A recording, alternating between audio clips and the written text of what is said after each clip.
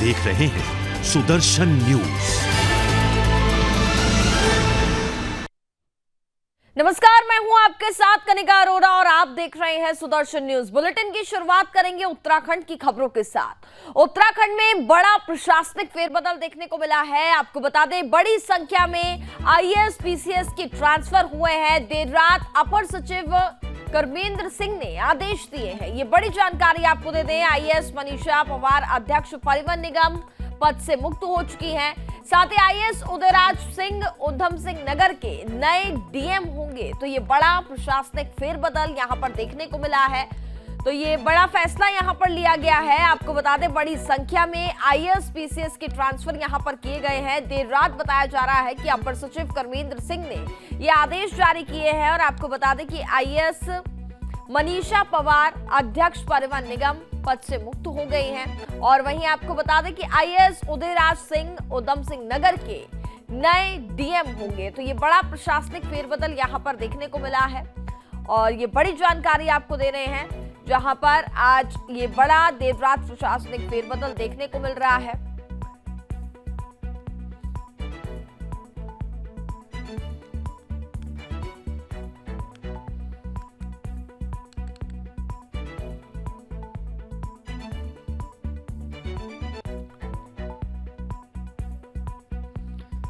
चलिए, तो अब खबरों में आगे बढ़ेंगे और अब बात करते हैं उत्तराखंड से। एक अच्छी खबर सामने आ रही है, जहां उत्तराखंड के सीएम पुष्कर सिंह धामी से गुरुवार को मुख्यमंत्री कैंप कार्यालय में नेता प्रतिपक्ष की श्री यशपाल आर्य के नेतृत्व में बाजपुर के किसान जनप्रतिनिधि और साथ ही चीनी मिल के श्रमिकों के एक प्रतिनिधि मंडल ने भेंट की।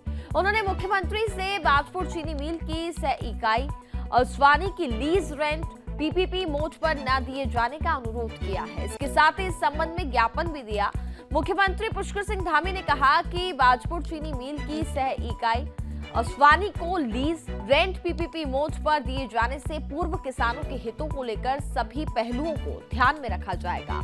इसका पूरा प्रशिक्षण करने के बाद आगे की कार्रवाई की जाएगी। इसके साथ ही सीएम धामी ने कहा कि सरकार किसानों की आय को में बढ़ाने के लिए निरंतर प्रयासरत है। किसानों के सभी हितों को ध्यान में रखते हुए ये फैसले लिए जा रहे हैं। किसान जनप्रतिनिधि और साथ ही चीनी मिल के श्रमिक वहां कैंप कार्यालय पहुंचे, जहां पर किसान जनप्रतिनिधियों ने सीएम धामी से मुलाकात की।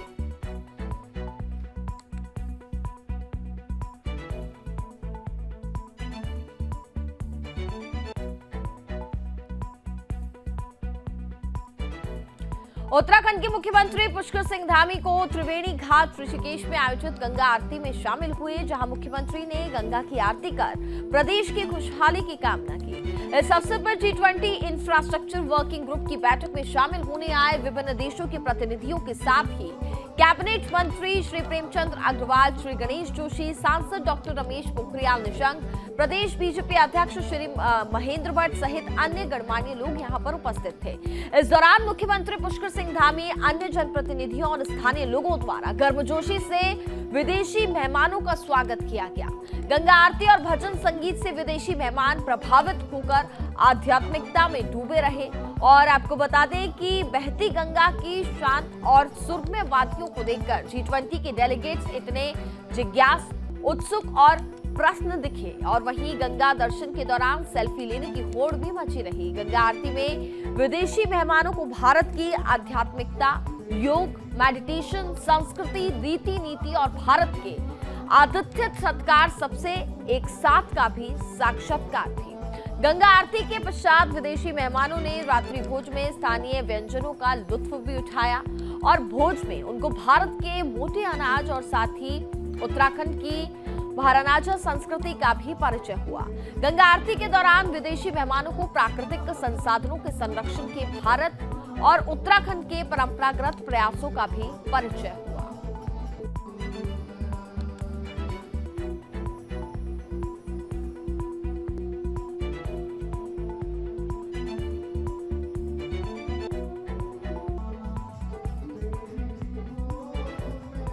उत्तराखंड में G20 की तीसरी मीटिंग टिहरी के नरेंद्रनगर और ऋषिकेश में संपन्न हो गई है। आपको बता दें कि 26 जून से 28 जून तक G20 इंफ्रास्ट्रक्चर वर्किंग ग्रुप की मीटिंग में सभी देशों के प्रतिनिधि शामिल हुए, जिनका स्वागत देहरादून के जॉली ग्रांट एयरपोर्ट पर उत्तराखंड की संस्कृति नृत्यों के साथ किया गया। तीसरी बैठक में हिस्सा लेने पहुंचे मेहमान भविष्य में शहर कैसा हो, इन सभी तमाम मुद्दों पर चर्चा की गई। अंतिम दिन आयोजित 2 सत्रों में प्रतिनिधियों ने शहरी प्रशासन की क्षमताओं को बढ़ाने के ढांचे के साथ साथ 2023 इंफ्रास्ट्रक्चर एजेंडा में उल्लेखित एक और महत्वपूर्ण कार्यधारा पर चर्चा की। तो इंफ्रास्ट्रक्चर वर्किंग ग्रुप की अगली और आखिरी बैठक 19 से 20 सितंबर 2023 को खजुराहो यानी कि मध्य प्रदेश में आयोजित होगी।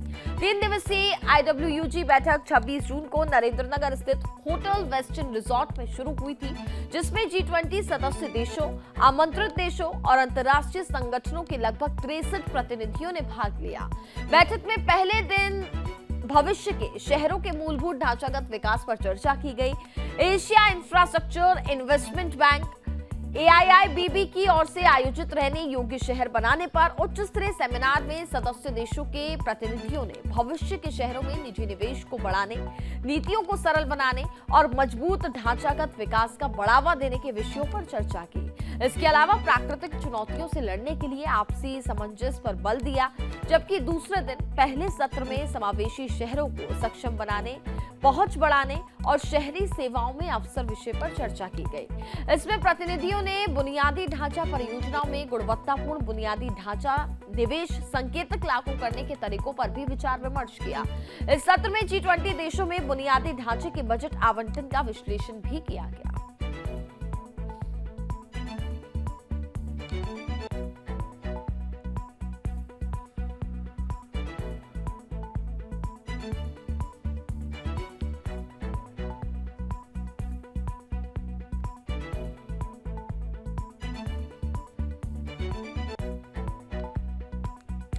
और अब बात करेंगे उत्तराखंड में बारिश के कहर की। उत्तराखंड में भारी बारिश आफत बन गई है।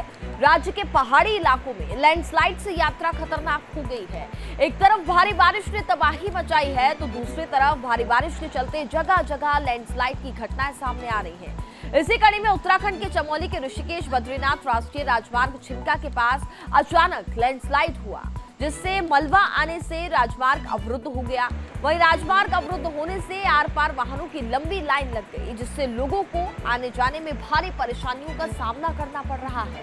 वहीं मलबा हटाने का कार्य लगातार जारी है। देर रात हुई भारी बारिश के चलते जनपद में लगभग आधे दर्जन से अधिक सड़कें बंद हैं। वहीं प्रशासन की ओर से यात्रा को एक बार फिर से सुचारू करने के लिए काम भी किए जा रहे हैं।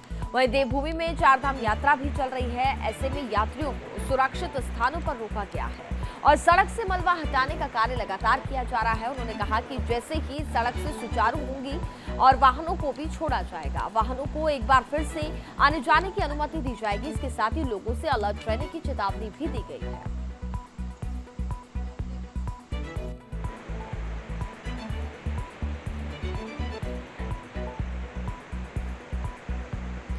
देवभूमि उत्तराखंड में भारी बारिश का कहर लगातार जारी है, जिससे जनजीवन अस्त व्यस्त हो गया है। आपको बता दें कि प्रदेश में पिछले 1 हफ्ते से लगातार बारिश हो रही है। वहीं मौसम विभाग ने अगले कई दिनों तक भारी बारिश का अनुमान जताया है।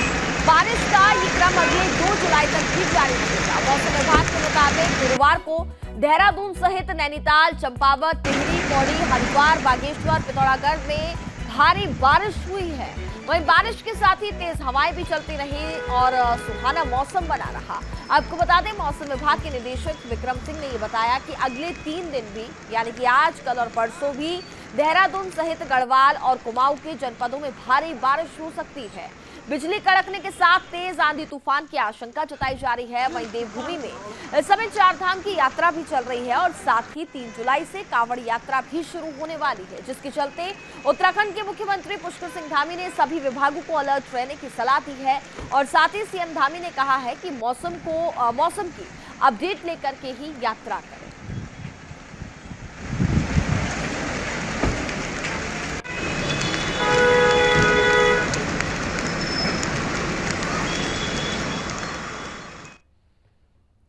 अब बात कर लेते हैं उत्तराखंड के हरिद्वार की, जहां पर हरिद्वार में पुलिस प्रशासन को बड़ी कामयाबी हाथ लगी है। आपको बता दें कि प्रशासन ने ठगी करने वाले गिरोह का भंडाफोड़ किया है।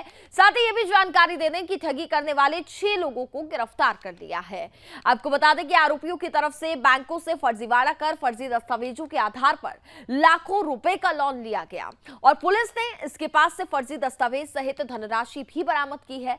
एसपी सिटी स्वतंत्र कुमार का कहना है कि 27 जून को अल्मोड़ा अर्बन कोऑपरेटिव बैंक के मैनेजर हरिदत्त भट्ट ने शिकायत दर्ज कराई थी कि उनके बैंक से फर्जी दस्तावेज के आधार पर लोन लिया गया। पुलिस की तरफ से मामले में तुरंत दर्ज किया गया मामला और एक टीम गठित की गई और एक गिरोह को पकड़ा गया जो इस फर्जीवाड़े को अंजाम दे रहा था। फिलहाल पुलिस ने 6 आरोपियों को गिरफ्तार कर लिया है और मामले में पूछताछ जारी है। 27 तारीख को अल्मोड़ा कोऑपरेटिव बैंक के हरिदत्त भट्ट जी हैं जो मैनेजर है वहाँ पे, उनके द्वारा शिकायत दर्ज की गई थी कि बैंक के नाम पे लोन लेते हैं और उसमें फ्रॉड किया जाता है। उसमें टीम का गठन करके एक गिरोह पकड़ा गया जो इस फर्जीवाड़े को अंजाम पे लाता था। आकाश, साकार और जागृत, ये लोग इसके मेन मेंबर थे जो एक ग्राहक पहले लेके आते थे, उसके बाद वाहन के नाम पे लोन लेते थे और कुछ हिस्सा जो था वो जो कस्टमर था उसको देते थे, कुछ हिस्सा बैंक को देते थे और बाकी अपने पास रखते थे। और कोई भी गाड़ी लोन कराते थे वो गाड़ी एक्चुअल में नहीं खरीदते थे। इसके लिए साकुम्बरी और मिडास ऑटोमोबाइल की फर्जी आईडी वगैरह सब कुछ बना के रखे हुए थे और कोटेशन भी बना के रखे हुए थे जिसको बैंक में जमा करते थे और रोड चलते किसी भी गाड़ी का नंबर ये उस पर लिख के फिर आरसी भी खुद अपने यहाँ ही फर्जी आरसी बनाते थे और लगभग जो बैंक से रिलेटेड जितने भी डॉक्यूमेंट जमा करने होते थे उन सभी विभागों के इनके पास मोहर और स्टैंप वगैरह सब कुछ थी, जिसका दुरुपयोग करके ये इस अपने जो अपराध को अंजाम पे लाते हैं। और अब बात कर लेते हैं लालकुआ की। लालकुआ नगर में बुधवार को बीजेपी कार्यकर्ताओं ने प्रधानमंत्री नरेंद्र मोदी के 9 साल के कार्यकाल को पूरे होने पर महाजनसंपर्क अभियान चलाया। अभियान का नेतृत्व बीजेपी महिला मोर्चा की मंडल अध्यक्ष तारा पांडे ने किया। इस दौरान बीजेपी कार्यकर्ताओं ने नगर की दुकानें और साथ ही घर घर जाकर लोगों को प्रधानमंत्री नरेंद्र मोदी के 9 साल में किए गए विकास कार्यों के बारे में जानकारी दी। इसके साथ ही कार्यकर्ताओं ने लोगों से अपील की कि 2024 में नरेंद्र मोदी को पुनः प्रधानमंत्री बनाने में अपना समर्थन दें। आपको बता दें कि प्रधानमंत्री नरेंद्र मोदी के 9 साल पूरे होने पर बीजेपी कार्यकर्ताओं ने महिला मोर्चा के मंडल अध्यक्ष तारा पांडे की अगुवाई में नगर में महाजनसंपर्क अभियान चलाया। इस दौरान महिला मोर्चा की अध्यक्ष तारा पांडे ने कहा कि देश ही नहीं बल्कि विदेशों में भी प्रधानमंत्री नरेंद्र मोदी ने बड़े बड़े काम किए हैं और गरीब कल्याण साथ ही महिलाओं के लिए विशेष योजना यहां पर लाई गई है। लोगों को फ्री में गैस, मुफ्त राशन और शौचालय मिला है। इसके अलावा उन्होंने कहा कि जनसंपर्क अभियान के तहत लोगों ने भी बताया है कि वे 2024 में प्रधानमंत्री के रूप में नरेंद्र मोदी को ही देखना चाहते हैं। इस दौरान उन्होंने केंद्र की मोदी सरकार के 9 वर्षों में किए गए कार्यों की जानकारी देते हुए 9 साल बेमिसाल के पोस्टर और साथ ही किताबें भी वितरित की हैं।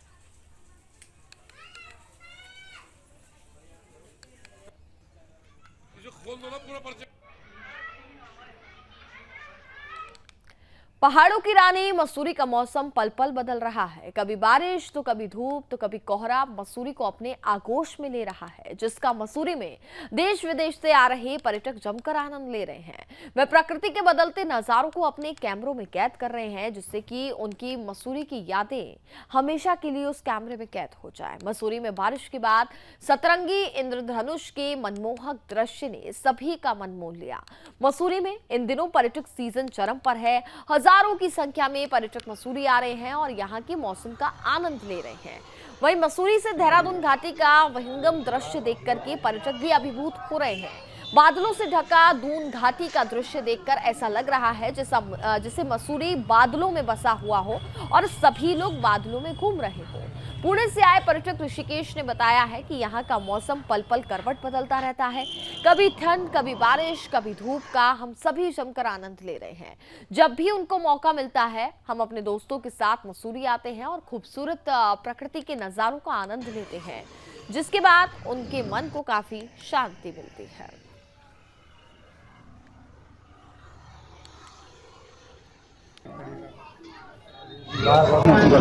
मसूरी का मौसम तो बहुत अच्छा है। मतलब कभी ठंड बहुत, रात में ठंड बहुत होती है, फिर बरसात होती रहती है, फिर हाँ, और आसमान हमेशा ये रहता है, मतलब फॉगी या क्लाउडी रहता है बहुत। आप किस तरह से एंजॉय कर रहे हैं मसूरी के मौसम का? बहुत अच्छे से, मतलब मज़ा आ रहा है। जहाँ मैं रुक रहा हूँ वहाँ से व्यू बहुत अच्छा है, मतलब ऐसा व्यू नहीं मिलता है उस तरफ। मैं भी माउंटेन से आता हूँ, बट यहाँ कुछ और है जो उस तरफ नहीं है।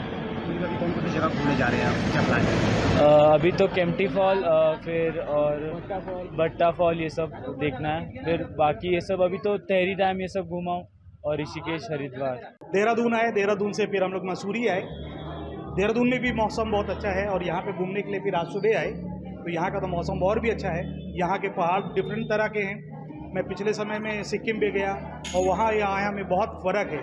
यहाँ पे बादल जो है, बादलों के ऊपर पहाड़ है, उसके नीचे पहाड़ों के बादलों की जैसे घाटी बनी हुई, तो बहुत ही सुंदर मसूरी है, जो कि आज हमें देखने को मिलता है। बहुत अच्छा लग रहा है मसूरी। पहली भी बार जब मैं बहुत यंग में था तब था, लेकिन आज 60 साल का हो गया, लेकिन आज में और समय में बहुत डिफरेंट है। और हम इनको मसूरी घुमाने लाए हैं। अभी हम लोग उतरे हैं, थोड़ी देर हुआ है, तो मॉल रोड आए हैं। इसके बाद हम लोग वैक्स म्यूजियम जाएंगे, ट्रॉली पे बैठना है हमको, फिर हम ऊपर जाके घूम के फिर उसके बाद शाम तक मसूरी घूम के चले जाएंगे। यहाँ का मौसम कैसा लगा? मौसम बहुत अच्छा है सर। देहरादून में भी मौसम इससे थोड़ा सा गर्म है, लेकिन इलाहाबाद इससे बहुत ज़्यादा गर्म है। यहाँ पे मौसम बहुत अच्छा है, बहुत हम लोग इंजॉय कर रहे हैं।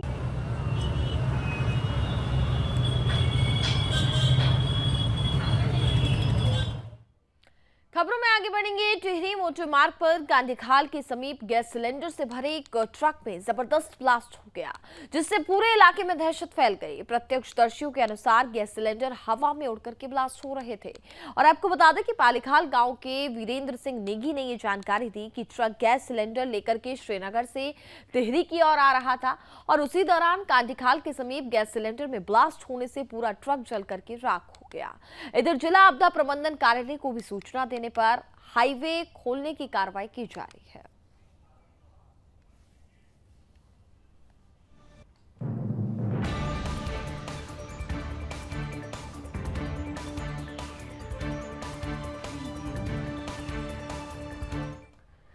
Jim Corbett national guide association के तहत रामनगर विधायक दीवान सिंह बिष्ट को सौंपे गए ज्ञापन से गाइड्स ने कॉर्बेट नेशनल पार्क के गजरिया जोन को साल भर खोले जाने की मांग की है। आपको बता दें कि एसोसिएशन के अध्यक्ष विनोद बुधानी ने कहा है कि गजरिया जोन बफर जोन में है, और पार्क प्रशासन द्वारा इस जोन को 30 जून को बंद करने की तैयारी की जा रही है, यानी कि आज। उन्होंने कहा कि कॉर्बेट पार्क का गजरिया जोन एकमात्र ऐसा जोन है जहां महिला गाइड तैनात हैं।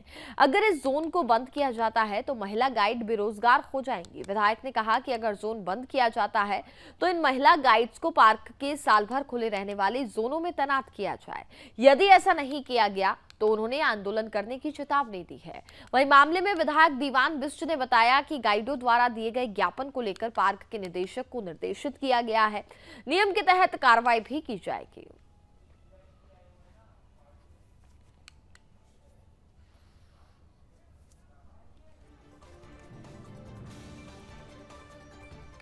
उत्तराखंड के चमोली में पुलिस प्रशासन को बड़ी कामयाबी हाथ लगी है। आपको बता दें कि चमोली कर्णप्रयाग पुलिस ने चोरी के मामले में एक स्थानीय युवक को 12 घंटे के भीतर गिरफ्तार कर लिया है।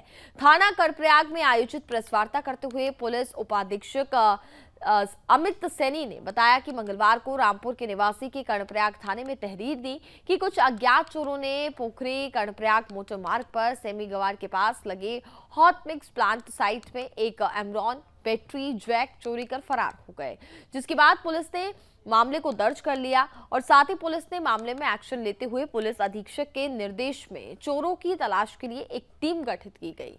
आपको बता दें कि गठित पुलिस की तरफ से सीसीटीवी फुटेज के आधार पर सुराक्षी पर 12 घंटे के भीतर चोर को गिरफ्तार कर लिया गया। फिलहाल पुलिस ने मामले में आरोपी से पूछताछ कर रही है।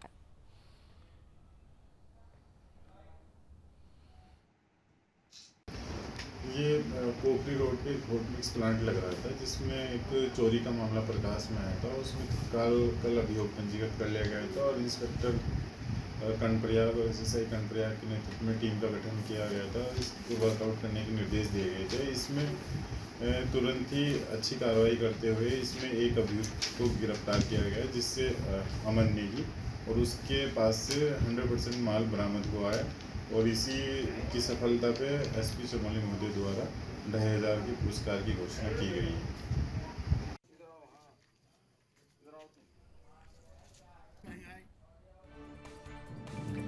देवभूमि उत्तराखंड में बारिश लगातार हो रही है। बारिश से लोगों का जनजीवन अस्त व्यस्त हो गया है। वहीं जिला मुख्यालय गोपेश्वर के नेगवाड़ में लगातार हो रही भारी बारिश के चलते मलबा आने से कई वाहन मलबे की चपेट में आ रहे हैं, जिसके बाद स्थानीय लोग मौके पर पहुंचे और आपदा प्रबंधन और साथ ही नगरपालिका प्रशासन को इसकी सूचना दी, लेकिन आपदा प्रबंधन विभाग की तरफ से कोई भी मौके पर नहीं पहुंचा, जिसके बाद स्थानीय लोगों ने विरोध भी जताया। साथ ही स्थानीय लोगों का कहना है कि बद्रीनाथ केदारनाथ मार्ग पर जो जालियां लगाई गई हैं, इसे आपदा का कारण बताया जा रहा है और पूर्व में भी नगरपालिका और NH को स्थानीय लोगों ने सूचित किया था।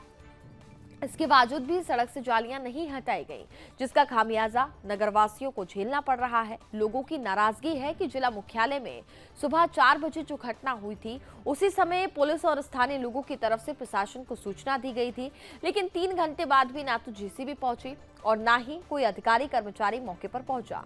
उनका कहना है कि जब जिला मुख्यालय में आपदा के समय इस तरह के हालात हैं, तो जनपद चमोली जैसे विषम भौगोलिक परिस्थितियों में रहने वाले ग्रामीण क्षेत्रों के लोगों की आपदा के दौरान क्या स्थिति होती होगी।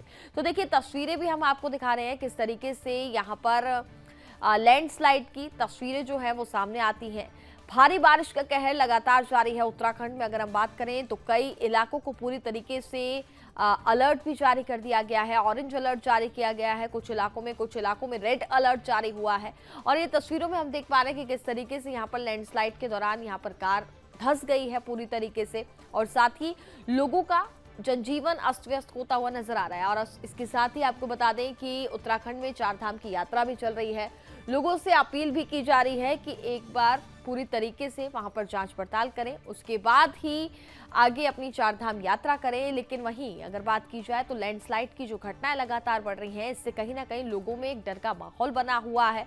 और हम तस्वीरों में भी देख पा रहे हैं कि जिस तरीके से यहाँ पर कार को निकालने का प्रयास किया जा रहा है, कड़ी मशक्कत के बाद यहाँ पर कार को इधर से बाहर निकाला गया। और साथ ही जो हाईवे का भी पूरा रूट है, कहीं ना कहीं वो प्रभावित हो रहा है।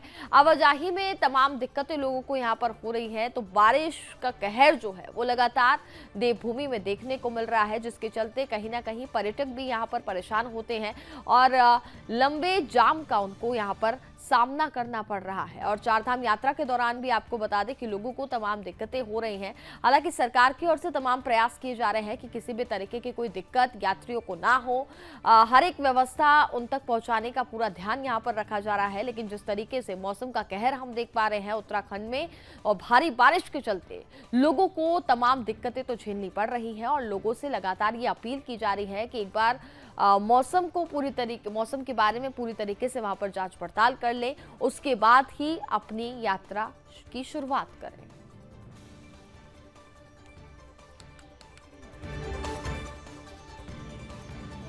नेवाड़ क्षेत्र में आप लोग सावधान हो। और हम भी 4:30 बजे यहाँ पर आ गए थे। अब स्थानीय तौर पर सभी लोग लगे हुए हैं अपने स्तर से। अभी JCB की बात चल रही है, लेकिन अभी आए नहीं, 2-3 घंटे हो चुके हैं।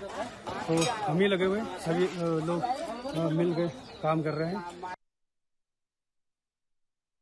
सीमांत जनपद चमोली के मुख्यालय गोपेश्वर में स्थित भगवान गोपीनाथ मंदिर की एक तरफ झुकने की खबर से मंदिर में आस्था रखने वाले लोगों में चिंताएं बढ़ गई हैं। मंदिर के पुजारियों और साथ ही हकूक धारियों ने मंदिर के झुकने और साथ ही क्षतिग्रस्त होने की सूचना जिला प्रशासन और पुरातत्व विभाग को सौंप दी है। आपको बता दें कि बद्रीनाथ और केदारनाथ के केंद्र बिंदु में स्थित भगवान रुद्रनाथ की शीतकालीन गद्दी असली गोपीनाथ मंदिर भगवान शिव को समर्पित है। पौराणिक काल से ही ये मंदिर अपने निर्माण शैली को लेकर के विशेष आकर्षण का केंद्र बना रहा है और नागर शैली में निर्मित ये मंदिर कचोरी राजाओं की तरफ से बनाया गया है। ऐसी मान्यता है कि 1962 से पहले जो मंदिर स्थान ये दूसरे की देखरेख में ही था, लेकिन मंदिर अलग अलग जगह से क्षतिग्रस्त होने लगा था। इसके बाद पुरातत्व विभाग की तरफ से मंदिर की देखरेख अपने पास रखी गई। मंदिर के पुजारी हरीश भट्ट बताते हैं कि ये मंदिर उत्तर भारत के सबसे भव्य मंदिरों में से एक मंदिर है और इस मंदिर से जुड़ी हुई धार्मिक कथाएं भी हैं और हर वर्ष हजारों लोग भगवान शिव के दर्शनों के लिए यहां पर पहुंचते हैं। लेकिन मंदिर के झुकाव और अलग अलग जगहों पर दरार की स्थिति को देखते हुए वो कहते हैं कि पुरातत्व विभाग और जिला प्रशासन को मंदिर को लेकर के गंभीरता से सोचना होगा और इस मंदिर के संरक्षण को लेकर के कार्य योजना भी तैयार करनी होगी।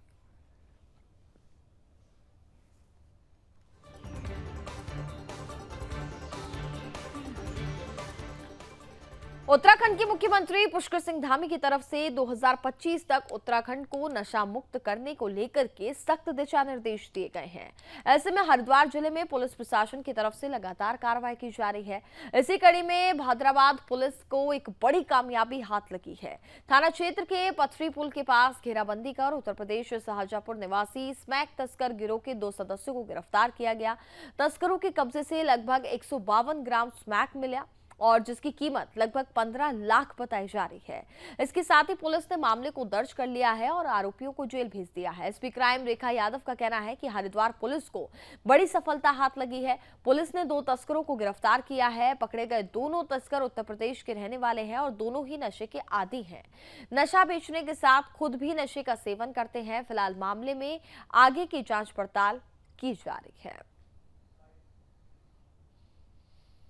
बड़ी सफलता हासिल हुई है जिसमें 2 ड्रग डीलर जिनके पास से लगभग 152 ग्राम स्मैक जिसकी कीमत 15 लाख है वह पकड़े गए हैं। और चूंकि अभियान वृहद स्तर पर हमारे द्वारा चलाया जा रहा है, पूर्व में भी ऐसे बहुत सारे ड्रग डीलर्स को बस्ट किया गया है, उनके खिलाफ आपराधिक इतिहास उनका पता किया गया, उनके खिलाफ कार्रवाई भी की गई है।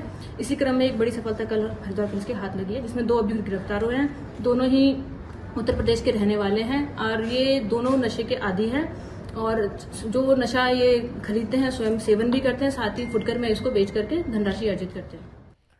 उत्तराखंड में मानसून ने दस्तक दे दी है, जिसको लेकर मौसम विभाग ने भारी बारिश को लेकर के रेड अलर्ट जारी किया है।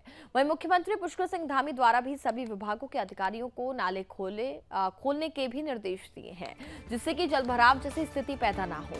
वहीं उन्होंने आपदा प्रबंधन केंद्र का भी निरीक्षण कर बारिश को लेकर के सभी जिलाधिकारियों को अलर्ट रहने के साथ ही बारिश से निपटने के लिए कार्य योजना के साथ तैयार रहने के भी निर्देश दिए हैं। जिलाधिकारी द्वारा सभी एसडीएम को अपने क्षेत्र के नाले खाले और साथ ही अतिक्रमण के खिलाफ कार्रवाई करने के निर्देश दिए हैं, जिस पर एसडीएम नंदन कुमार द्वारा नायब तहसीलदार विनोद तिवारी को मसूरी के बंद पड़े नाले खाले खुलवाने और साथ ही अतिक्रमण को हटाए जाने के निर्देश दिए हैं, जिस पर अनुपालन करते हुए नायब तहसीलदार विनोद तिवारी द्वारा प्रशासनिक और पुलिस की टीम के साथ मसूरी माल रोड का निरीक्षण किया गया। वहीं मसूरी माल रोड ग्रीन चौक के पास बंद पड़े नाले को खुलवाया और साथ ही दूसरी ओर ग्रीन चौक के पास मुख्य सड़क पर रेलिंग लगा करके अतिक्रमण किया जा रहा था, जिसको नायब तहसीलदार द्वारा लोक निर्माण विभाग के सहयोग से हटवाया गया और अतिक्रमण करने वाले व्यक्ति को दोबारा अतिक्रमण न करने की हिदायत दी गई। नायब तहसीलदार विनोद तिवारी ने कहा कि मसूरी माल रोड पर पुनर्निर्माण और सौंदर्यीकरण का कार्य 90% पूरा हो चुका है। उन्होंने कहा कि माल रोड में कई जगह प्राकृतिक नाले बंद हैं, जिसकी वजह से जलभराव की स्थिति पैदा हो रही है। ऐसे में एसडीएम नंदन कुमार द्वारा बंद पड़े नाले को खोलने के निर्देश दिए गए, जिसके तहत कार्रवाई जारी है।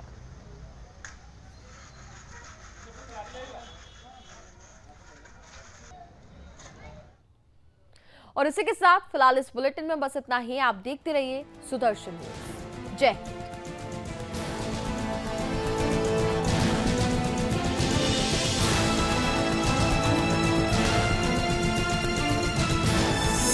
आप देख रहे हैं सुदर्शन न्यूज।